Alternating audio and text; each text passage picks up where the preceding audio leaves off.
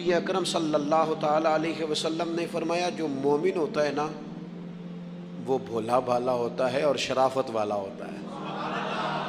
بلکہ ایک حدیث میں تو حضور فرماتے ہیں مومن اتنا بھولا ہوتا ہے کہ سامنے والا اسے بیوقوف سمجھنے لگ جاتا ہے، اس کا خیال ہوتا ہے اسے تو عقل ہی کوئی نہیں، مومن بھولا بھالا۔ اور ایک حدیث میں یہ بھی لفظ ہیں کہ جنت میں اکثر بھولے بھالے لوگ جائیں گے۔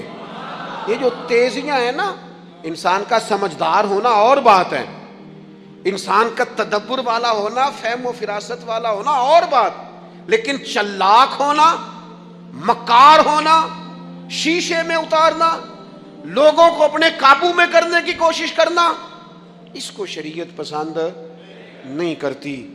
تو نہ بندوں کو چلاکی کر کے قابو نہ کر، محبت سے قابو کر، اخلاق سے قابو کر۔ تو اپنے انداز بڑی بڑی عجیب داستان سرائی کر کے لوگ